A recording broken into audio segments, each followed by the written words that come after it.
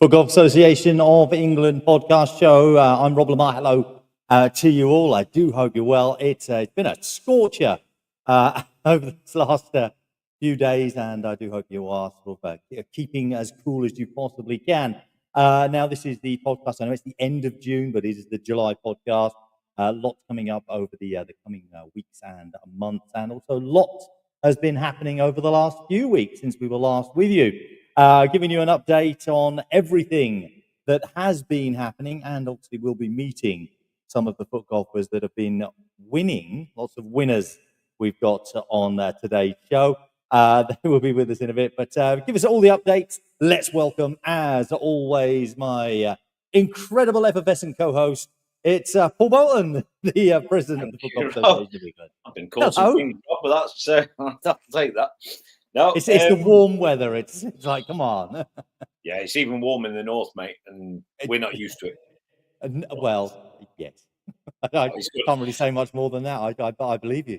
Yeah, there's a lot been going on. Obviously, we'll talk with the guys as they come on about the events, etc. There's been some real good success stories.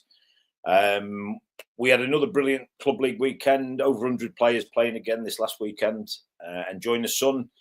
We've just announced the club finals again. That'll be 9th and 10th of August at Sysonby. So nice little run up to the English Open, 2 weeks before the English Open. So nice one to get his teeth into.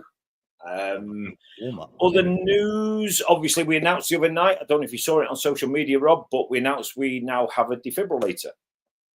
Yes, I saw that, which is, excellent news. My Sunday League football team, we have one at our clubhouse as well, and I remember going through the training with as well. So it's great that obviously you're going to be taking one, and I'm sure many of the clubhouses we go to for the event may have one. Yeah, I think. But if you're taking one, that's obviously much better, isn't it? I think the key for us, obviously, we can offer it. The defib will be sat on all one at every event. Obviously, everyone knows where it is. Yeah, everyone knows. Obviously, and we're lucky. We're quite privileged that we have Lisa there as well, who's highly skilled with these things. So, and with a lot of trained personnel as well. It's it's a real positive step, and player safety is obviously paramount, isn't it? I think that's well, it just moves everything forward, and again, as we keep saying, it's steps forward every time and everything. Yeah, just little steps, and that's all we try and do. Little steps forward, and again, that's quite a big step. That one, I'm quite impressed with that one. Other news: our registrations just closed for our Champions League this weekend, which is at Pedham Place. We close on 74 players throughout the 5 categories. So, yeah, it'd be a cracking weekend. The live draw will be tomorrow night on our Facebook pages. So, what time? It will be, I'm hoping, 7 o'clock, Rob. But, I'm hoping 7 o'clock. So, that's the plan. Obviously, the big one, the winner of our men's competition this weekend will get the first place in the England World Cup squad. Oh, so there's a lot to play for there. So, there's a lot going on. And again, we can't not mention the Open. We're currently sat at 287 registered players now. So things are moving very nicely. It's just going to be such an incredible event with the team competition and everything happening as well. We obviously announced the third course, which is big news. Yeah. I know you and I know another little secret we'll let go in a few weeks. There's no rush for that one. So there's a bit more to come. Yeah, the work's being done. It's all very exciting and very stressful. But I'm sure it is. It is a very busy summer leading up to that incredible major later on at Ashbury Manor. So I can only imagine the work that you've got going on at the moment. Yeah, it's busy, but that's what we do it for, and this is what we do it for. So, but yeah, so that's our updates, Rob. I've nothing much more to add to that, apart from I will be live tomorrow with the live draw, as I said, pots and everything. All the info will come out. I'm working on it as soon as we finish. So the info will come out in the morning, and we'll go live tomorrow night. Excellent stuff. Well, we said we'll have some winners joining us on the show today. So let's welcome them all in right now. We've got Claire Williams, we've got Stephen Bastin, and we've got Glyn Cook. There we go. Everyone pops in all together. Welcome, ladies and gentlemen. Nice to have you all with us. And we had a brief chat earlier before we came on air, but an excellent sort of a couple of weeks for you all with some wins going on. Glyn, great to get you on the podcast once again. We haven't had you for quite a while now. Yeah. Yeah, it was one of the first I did, I think, that you were with us. But back on the winners list, how does it feel? Yeah, it's nice. About time. I'd won a Saturday event, on the previous event at Gatwick, but yeah, I'd been just slacking on the Sundays, sort of third or fourth, or sometimes even worse. But yeah, nice to get a win. It was good course to play. It's the first time I'd played there, so I really enjoyed it. But yeah, it feels good. Oh, excellent stuff. And obviously, when you're saying you've been slacking off, most people know when you're playing, you always look like you're never involved in the game anyway. It's like you're strolling around. It's yeah, obviously my mannerism. That's my mannerisms around the course, but it always means a lot. And the standard, and I said this before on one of the episodes before, the standard's only ever going to get better. So I don't think I'm doing much worse than I did last season or the season before, but everyone around me is getting a little bit better. It's been quite important that Philpsy's been more involved this year, which has made it, way tougher. We've got the introduction of Adi Burns, plus then again the regulars, Bolty, Lloydie, Hamo, Jojo Kepster's in very, very good form again. So yeah, the category's got a lot stronger, which has made it harder, but I'm there or thereabouts, so we'll sort it out as the season goes on. Yeah, well, certainly, you mentioned Philpsy just there as well. We'll have to get him on at some point soon. Incredible season he's having. Yeah, you'll have to do an episode. You'll have to do an episode just with Philpsy, because there won't be time to talk to anyone else. He won't allow anyone else. But, yeah, well, we'll send him a message and we'll get him on soon. I'm sure that'd be good idea. That'd be great to hear from him, and everyone who plays FootGolf will know him and will have a few stories for us, I'm sure. Stephen, a big win for you as well at the weekend. Yeah. I mean, I really enjoyed the Wiltshire last year, so it's quite nice to kind of get a win over the line on that one. But just felt like for the past sort of year and a half, I've just been sort of itching a bit short.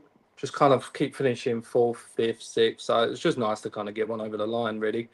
So hopefully kick on from a bit.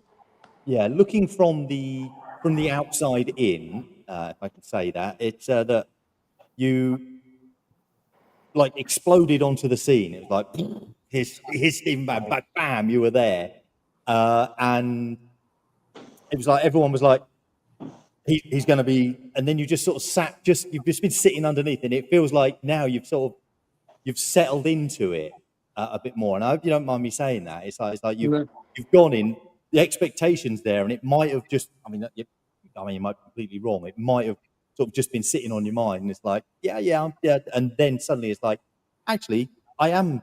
It looks, when you're playing from the outside, as I was saying, that you are suddenly gone, yeah, no, and you look more relaxed when you were playing. You look like you were just thinking it a little bit more rather than just being a little bit, let's say, rough around the edges.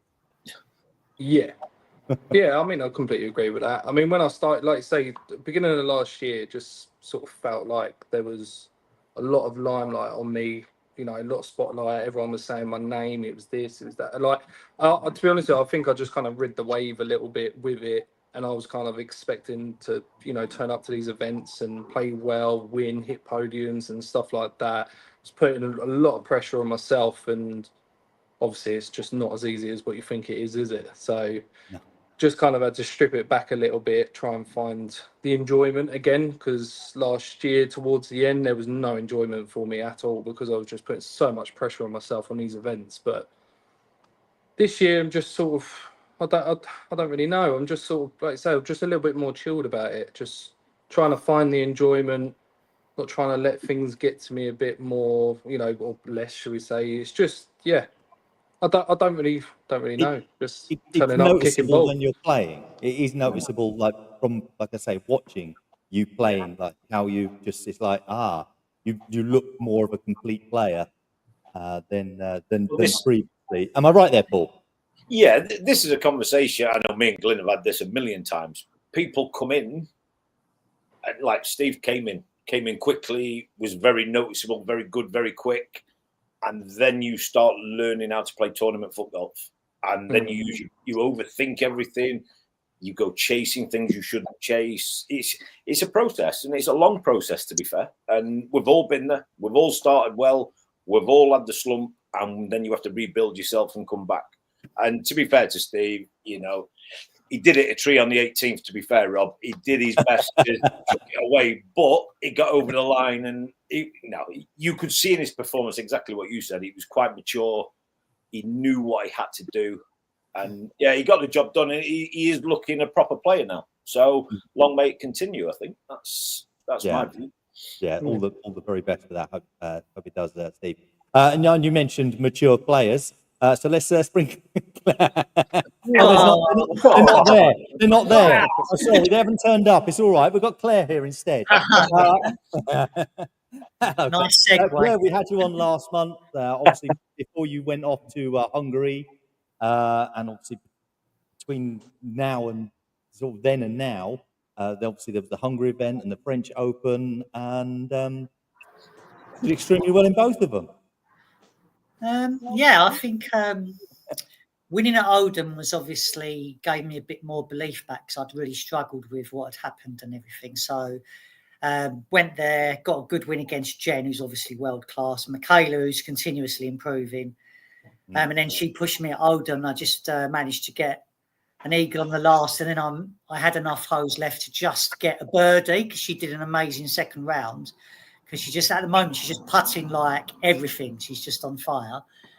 So I was expecting a comfortable second round, but then it got really tight. So I just got over it. And then I went into France, and I said on social media, I felt like I didn't really belong. Although I've won 6 majors, I felt really nervous. And I looked at them all and I was like, I don't know if I can do this. And my first day kind of gave me a little bit more belief. Second day, I was competing properly. And the third day, I kind of eased away from them all. And you've got some of the best players in the world there, so at least I know I can still compete. So, and to get my 7th major, which is a record for the girls, just, I was really humbled by that and emotional. Messed up the last hole, so I was, how I go, I was all crying nearly. But it's brilliant. And obviously Ben winning as well, and Hamo and that, we were all out there, and he gave me lots of help. And it was a very professional, elite outlook in that little group to make sure that we were ready every day. And we were focused on what we had to do. So it was brilliant. And obviously being focused and actually doing it. I think like you were saying, you felt nervous, and that, nerves are never a bad thing. It's like excessive nerves can be, but having nerves, I always think it means you care, doesn't it? Yeah, absolutely. I mean, because if you didn't have those, I suppose you could just walk on and then, as many sports say, it's always hard. If you start flat, you can't raise it. It's hard to raise it. But if you've got those nerves, it brings that energy out. Yeah. I think one of the things everyone has to remember as well is that everyone has got their own personality in the sport. And obviously that manifests itself both internally and externally as you play. So how one person looks might be different to someone else, but they might have the same feelings inside and vice versa. They might be different. So for me, I've always been quite intense. I think people know that because it means a lot to me. I put a lot into it. So, but that's done me really well. Obviously, there's been some times when I put too much pressure on myself, like Steve alluded to, and I've not been able to be relaxed enough to play my best or whatever. but it's getting that balance right. And for everybody, it's different each week and different throughout your journey. I mean, like, I think Steve's in his 2nd or 3rd year now, and he's still learning his game, what he can and can't do, you know, what his strengths and weaknesses are. But he's a fantastic player. Glyn looks relaxed, but I know he really cares about winning. So everybody has their own way of, you know, dealing with stuff. So, yeah. But that's like you're saying, you see people playing look like they're just there's no care in the world. It's like that they just stroll up and play. It's like they've just turned up. It's like they weren't even expected to be there. And then you see the others, and you know, I know you said you were like intense, Claire, but you see other people, and they're like, and they're psyching them. They have to like really psych themselves up for these events, and they're doing it, and you're sort of going, and you do see every aspect of people's personalities and their methods of playing at all of these events. Sport reflects life, doesn't it? Yeah. So it also exposes character, and it also can like reveal deficiencies in yourself, which you can work on. But you need to obviously embrace everything you are, good and bad, and just work with it and mitigate the bad and make yourself the best possible version of yourself in sporting terms and in life terms. So that's all any of us can do on a journey, aren't we? And FootGolf is an amazing journey. It certainly has been for me anyway. And just obviously that was your personal one. Can we just briefly touch on the fact that you went out to Hungary, because we had all the girls on in our last show, and you qualified for the World Cup. Yeah, I mean that was congratulations. Thank you. That was fantastic. And to join the men and the seniors and whatever was obviously the big aim. And I got quite ill while I was out there, so personally I struggled a little bit. I still did enough to come top 10, but Michaela and Joe put in some great performances as well. And you know, the main thing was to come away with that top 5 place, which we did comfortably in the end. And we can now look forward to going to Mexico with everyone else, and hopefully we have a stronger team by then, and some of the girls that played there will be stronger too, and we can actually make an impact and try and get to those semi-finals and beyond. So just like the men are, we're improving, we're trying to get more players in. You know, the environment's there, we've just got to meet that and do our best. So and I'm sure Glyn, Stephen, you're both going to be sort of aiming for the World Cup now as well, heading out to Mexico. Is that a sort of something that you're going to be looking to for the rest of the season? For me, that was the goal at the start of the season. Mm-hmm. Just make sure I get qualification. Ideally, go with as strong a squad as we can. And like I said, the category's getting stronger. So potentially could be the strongest senior setup that I've been involved with personally by the time Mexico comes around. I personally think the men are pushing on close to full strength again now. We had a kind of a period where we'd backed off a little bit. We were rebuilding. I think the rebuild's well on the way to being 90% done. I think we can go. I think the men can take a really strong squad. Yeah, I agree. Yeah, I think Paul, I remember you saying something about the rebuild as well, because you know when things change and everything, and then things take time, don't they? You know, we've put a lot in place, and it's just taking time, and I've no problem where it's going. The journey's the right one. The direction's the right one, and you just have to be patient sometimes. But I think, as Glyn said, we're looking good. And just while we're talking the majors, you know, Ben Clark won his 9th record-breaking major as well in France. So, you know, we are equipped. We're very, very equipped with people like Steve coming through. You know, a lot of people around the world don't know Steve. They will after Mexico. No pressure, but you know. But no, but this is what we're doing. You know, we've found there is players coming through. You know, Bobby Hopkinson's another one. It's a name nobody really knows. But then you've also got a Dan Spice appearing in the background, and you know, there's names. They're sort of coming back into the game, and it's just looking nice. There's a blend of new and current and old. It's all coming together. It's really good. It's really good. I'm very positive. I'm very pleased with what we've done, to be fair. So no, it's a credit to these guys. They do the real work. We just put it together. That's it. Well, Lee Bennett just messaged in there. Polka, here we come. Another one of the players that I'm sure will be looking to be on the course representing his country at the World Cup as well. So thank you, Lee. Yeah, if you are watching YouTube, Facebook, or Kick, or Twitch, or wherever, all of them. It's some I've never even heard of before. But wherever you're watching, if you want to send us a comment, you just comment on the stream, and it'll come through to us here at our headquarters, and you can chat to us at any point. If you've got any questions, we can always put those forward to the players as well. But as it stands, thank you very much, Glyn, Stephen, and Claire, for joining us here this evening. It's been an absolute pleasure. I look forward to seeing what happens over the coming sort of weeks and months. And lots of events coming up, and I wish you all the very best of luck in all of them. Thank you for joining us. Thank you. Thank you. Thank you. Thank you.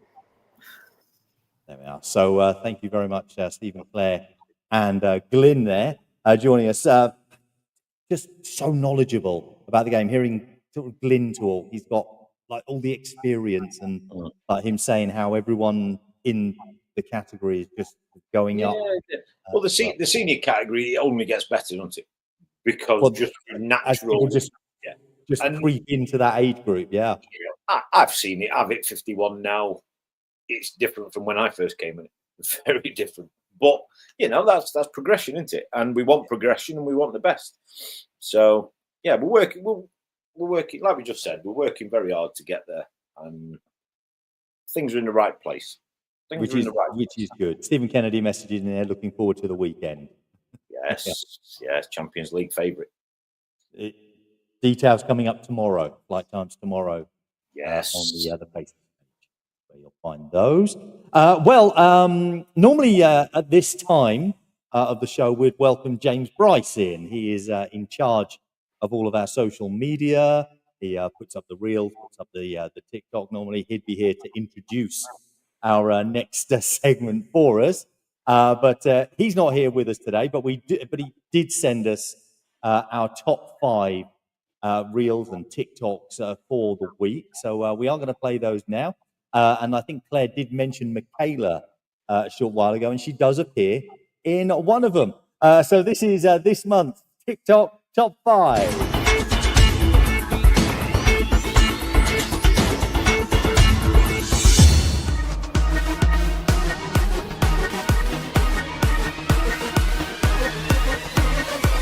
Number 5.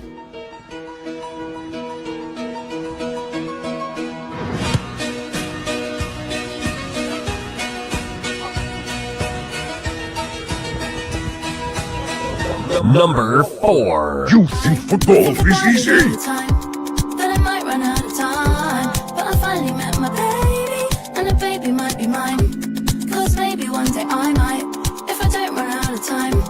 Would it make me miss all my freedom? Think about it all the time. I think about it all the time. Number 3. Perfect line. And wait.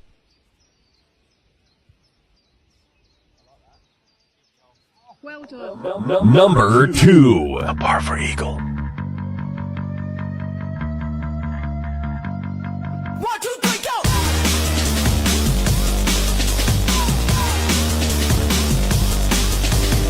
go! Number 1.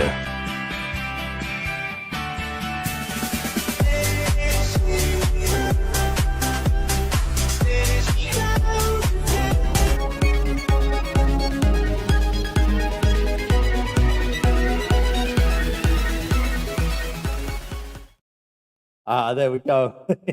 This one's top 5. Was that Carlo? Carlo, that was during competition as well. Was it? That was part of the competition, yeah. Yeah, it did, yeah. It's the sort of thing you do when you're practicing and messing around. Nobody ever does it in competition. No, that was in competition, so that makes it even better. I bet he was surprised that it actually went in. What made him do it in the first place? I've no idea. Not a clue. Not a clue. But hey, it worked for him. It worked for him. Was it just over the last? Was it last weekend? It was the last weekend. Yeah. Developmental. The Development weekend. Cup, yes. Before we bring on the two team leaders, as it were, give us a little bit of information on what the developmental side is. So it's something I thought, I've been thinking of this for a long time, to be fair, and speaking with Neil over the last 6-8 months in Scotland. That's Neil Shave, isn't it? Neil Shave, yeah. We put this together, and it'll be an annual event between the second tier, whatever the up and coming players, whatever you want to call it. You know, it's so yeah. As it turned out, we use our amateur rankings, for example. So if you're in our amateur rankings, you can qualify for this squad. So, for example, Glyn Cook, Steve Bastin, and Claire Williams cannot qualify for it. Cannot qualify. But yeah, it was a good initiative. I didn't think it'd be as good as it was. I'll be honest. It was really positive weekend, a good atmosphere, some very nervy foot golf, and I've never seen that Scottish anthem sung so nervy either. There was a few nerves. It was brilliant. Honestly, it was so good. It was a credit to everybody that were there. Ant and Mick. I know they had their teams, but everybody involved was a credit to the event. It was first class. The weather was good. The course was perfect. Everything was perfect. Well, you mentioned Ant and Mick just there, so let's bring them in. And here they are, representing England and Scotland. Should I say, Mick, the victorious Scotland? Yeah, thank you for that. Is that better? Yeah. Makes a change for them to win at Sizenby. So how did it? Obviously, you were the senior players at the actual event. Rather than, and obviously not playing, but you're like almost like the coaches. Yeah. For these younger teams, these up and coming. How was it to be involved in that side of the competition? I think I'll go, Mick. For me, it was. I felt like I'd be really involved in the weekend. It was an unknown, something we haven't done before. You know, For myself, I hadn't been a captain of a team, and again, it was a brand new event. So leading up to the event, there was a lot of unknown. You know, how well will the weekend go? Will it be close? Will one team run away with it? Will there be actually a competition to have? And that's what you want. You want it to be close. You want there to be a contest. And for me, actually, I said many times over the weekend, I remember saying to Bolts, I was actually more nervous being the captain, non-playing, than I would be if I was playing. You know, it's out of your hands. You've got players that are physically kicking the ball rather than yourself at times. And me having to watch from the sidelines was obviously a new experience. And actually, there was so much emotion, which was really pleasing to see as well. I mean, we had our England chats, which Mick obviously wouldn't have been a witness to, but DJ Hamilton, we done a debrief after the event, and he said a very heartwarming speech at the end, which, you know, nearly brought tears on. Myself, when I was doing a debrief, nearly had tears. Benno, when he was doing his debrief, nearly had tears. So, you know, everyone cared so much, which is what I was really wanting to see from the weekend, was that, and it was what I saw, you know, in the first chat that we had. We spoke a lot about, you know, the most important part of the weekend was enjoyment. The enjoyment factor was, for me, what was important. It was some people's first time wearing an England shirt, and I wanted to make sure that they treasured that and went home with a happy feeling about that. And, you know, there was no negativity or anything like that. And I think we ticked that box. I think everyone had a really good weekend. You see that from the posts from the players, you know, and I was really proud of the England players that were posting after the event of, you know, how good of an event they had and how happy they were for Scotland for getting the win, but also that they loved their time. And I think as the weekend progressed, I went from just make sure you enjoy it. A win is a bonus, but let's make sure the enjoyment's there, to actually seeing the faces of the players change as we actually grew into the competition. And it started to turn into, we really want to win this. And that was really pleasing to see. I think it was I think we ticked every box that was there to tick. I think the Scotland team were absolutely phenomenal. I don't know what it is with Scotland. It's like they're born and bred to have this camaraderie and togetherness, and to have this sort of brick wall that you face when you ever face a Scotland team. They have that passion. You see it when they sing the anthem. If you watch it at Hampden Park, it brings you goosebumps. Scotland are always about that. And you don't know sometimes whether the senior team will feed into the development team with that. But credit to Scotland and credit to Mick and Rob McAllister, who led the team, that they definitely installed that into the development team, because from the get-go, they were ready, they were together, they were passionate. And I thought they reflected Scotland as Scotland should be reflected. So, yeah, very well done. And Mick, your thoughts? I kind of don't have anything else to say after that. And just kind of said everything. Thanks for joining us.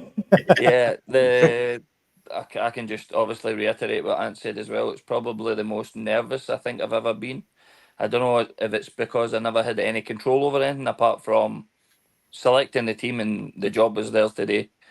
I know how football managers now feel, that they're kicking every ball, jumping up for headers and dying to like just run on there and kick the ball and stuff. But one of the probably the most enjoyable part I've been of a Scotland squad for me, and I've been to a World Cup, I've been to Euros, but that for me at the weekend was some of the most enjoyable stuff I've ever seen. Ant talks about almost coming to tears. Well, I think I had more tears in my eyes than anybody after that at the weekend. But yeah, honestly, just the way it was ran, credit to Boulton and his team. But the way it was ran, the way the course was, and everything, it was phenomenal. Amazing weekend. Yeah. Yeah, it's set the benchmark, hasn't it, moving forward? I think that's the key now. And I've got people messaging me, speaking to me. How do I get in that squad? How do I get in it? It looked amazing. Yeah. And I think that's exactly what we want to set into, people wanting to be in there. Well, there's a message from Poland just there. So I think their development squad want to play Scotland. There you go. So, if all the countries start doing that as well, then it, like you said at the start, Paul, it's like the old-fashioned B internationals that they used to do for the main squads. They tend not to do them anymore, which is a shame because they were always highly contested, and it gives players that route and to understand what it would be like hitting that first team, that main squad, rather than just being thrown in the main squad. And then we've seen players go there and then you're in the team, and then they don't know how to handle it because it's just thrown in at the deep end, sink or swim at times. Yeah, it's very difficult. And I think football's such a small sport. We've got to stop thinking of the top end, and we've got to build that bottom end. If you don't build the bottom, bring them up, the pool gets bigger. Yeah, exactly that. And now these guys, they put it together. It was brilliant. Honestly, it was first class, start to finish, the whole weekend. It was really good. It was worth the work. It was. Oh, good. Mick, obviously the Scottish team did win the event. Are there any players in that development squad that you will be going, they're the ones to watch, they're the ones that are going to be making the main squad very soon, and they may even push on and possibly get to the World Cup at some point? Well, I obviously we had an event yesterday in Lockerbie, and everybody was still talking about the event and stuff, but the guys that stepped up yesterday, who played really well last weekend, showed what it means to them. I think Gary Scholes actually went and won the seniors yesterday, which is a very tough category up here for us as well. But he won the seniors yesterday. He had a very good performance as well last week. But he's took a passion on, he's carried on with it. Turned up again yesterday with his full Scotland kit on, ready to rock. So I think he was still feeling it a wee bit for last weekend. So aye. Good. Gary, you've got obviously Mick Kelly in there, who's in the men's squad. He's only just started playing. This is only his second tournament yesterday. I think he finished 5th in the amateur section, but obviously Bolts will remember Mick was one of your squad who went with Ayrshire out to France, and the way he held himself and the way he performed. For somebody so inexperienced, as I just said to him, just keep playing the way you're playing and just play football. That's all you can do. Just put the ball in the hole and play as if you're enjoying yourself, as if you're playing it for fun. That's the only way you can play this sport. You take it too seriously, you just put far too much pressure on yourself. And especially at such an early stage of a career. Yeah. And, oh, that's good. And I'll throw the same question out to you as well. Who should we be looking out for from the England development squad? Yeah, I think there was, so many moments, and we spoke about that in the England team. And when you represent your country, everything's all about moments. What do you remember from the weekend? What can you look back on and say that was a big moment? And, when I look back, we had Magdalena. So Mags was appearing for England. It was probably her third competition, Bolts. Yep. Yeah. Third one. So, third competition in the sport, put on an England kit. And I walked around with them in the first round, and hole 2 at Sizenby, she's just nailed one from the middle of the fairway, followed by star jumps, press ups, sit ups, you name it. She was jumping all around. So, just loving the moment. So I'm hoping that she really enjoyed the weekend and kicks on and, enters some competitions and continues that journey, because everyone, does start at that position. And she definitely, I think she's a goalkeeper in the footballing world. So she strikes the ball really well. And I saw her grow through the weekend in terms of approaches, putts and things like that. So that was good to see. I think Gary Fisher was absolutely phenomenal for us in the seniors. I mean, he hits it one heck of a way. And I think another one that, as he grows into it and grows his game, I think he's definitely one to compete in our senior category.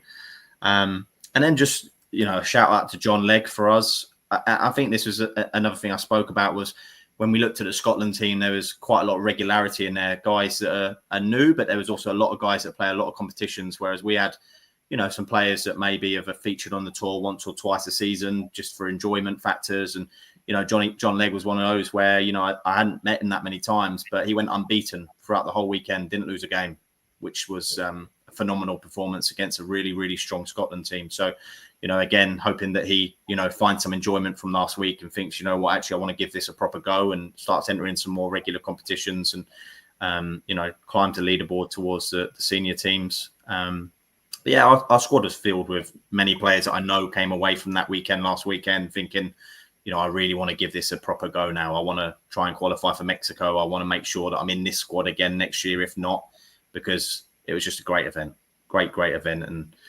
hopefully it resides how it should have done. I'm confident from our side, everyone loved it, and we'll look forward to bouncing back against Scotland next year for sure. Yeah. Well, it was, it was great to watch. Obviously, I was doing the streaming for it there, and to hear how it's all going. And yes, you two enjoyed being in charge of your teams, as it were. But hopefully that you're not going to stop playing just to become coaches just yet. I might, Rob. Without I'm tempted, but no, it was actually just not surprising. I knew it was going to be a great weekend, but when you are as such in charge, it's a great feeling to see your players listening to what you're saying, taking it on, actually using the things that you're saying as well, and just the passion. I remember Jonathan Whitlock. I think he came off the back of a defeat on one game, and he looked absolutely gutted, and arm around the shoulder, pick it up again. He went and won the next game. And you could see in his face how much it meant. It meant so much to some of the players, and I think that was one of the unknowns before the event. How much would it mean to everyone?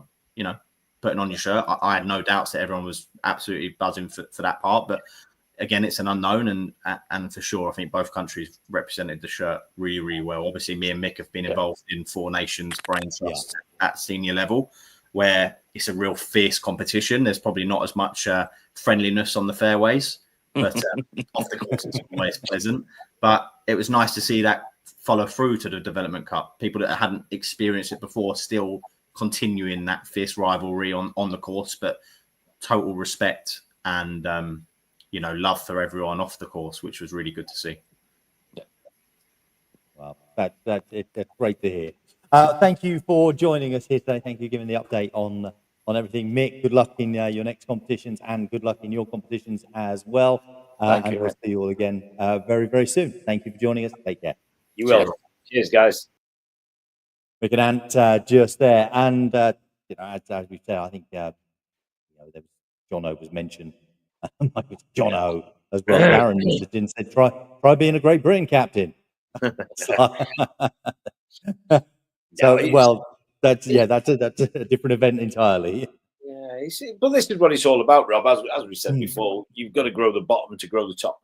Yes. And, I think we're guilty of this in FootGolf many times, that we concentrate on what's up there rather than what's down below us. And it's important. I think you and I have spoken about this in the past. It's how there was the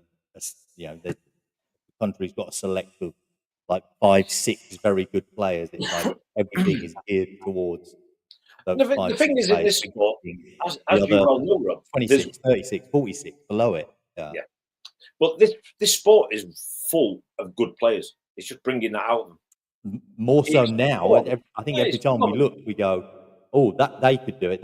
And then you see somebody put a great round together, and you go, "Ah, wow!"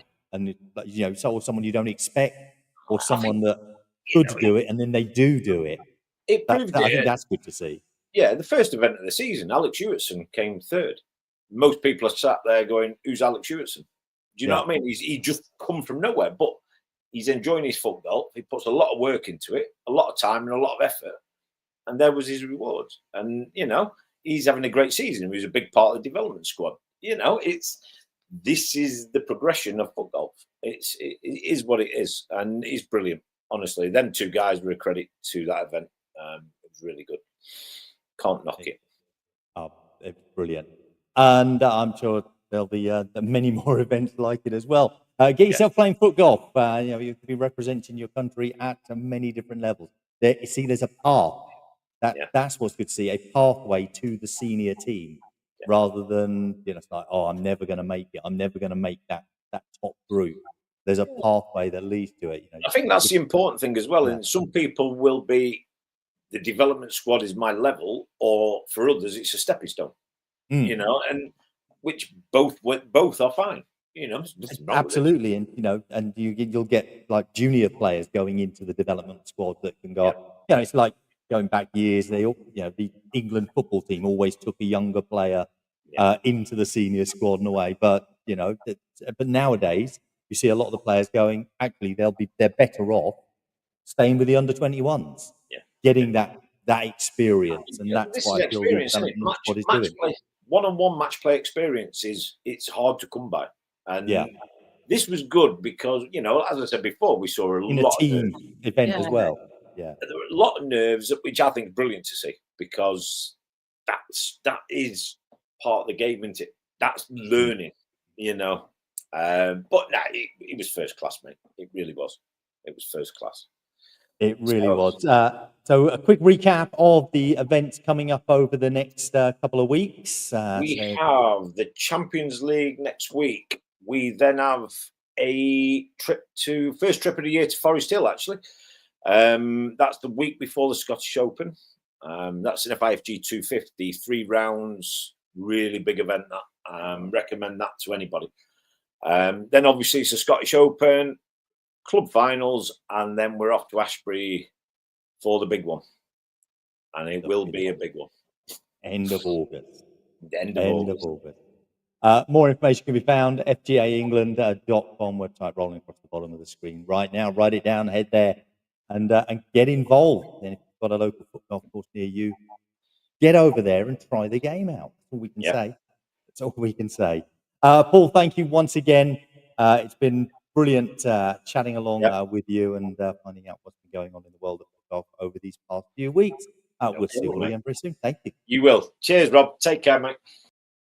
There we go. Paul Boulton, the president of the Foot Golf Association of England, there giving us all of the updates on what's going on. I'd like to say a huge thank you to everyone that's joined in and watched along with us here today. Whichever platform you are watching, please do like, share, subscribe, follow, whichever button it is. Make sure that button is pressed. It really helps, not just the Foot Golf Association of England, with the algorithm and everything. It gets the word out there, it gets spreading the word of a foot golf. So please do that for us, even if you've been watching many times as well. Just clicking the like button can be enough. So if you just do that, it'll be appreciated immensely. Lots of foot golf events coming up, so do check out fgaengland.com. Thank you once again for joining us. I'm Rob Lamarr, the voice of foot golf. It's been an absolute pleasure. I'll see you all again very soon. Take care. Enjoy the sun.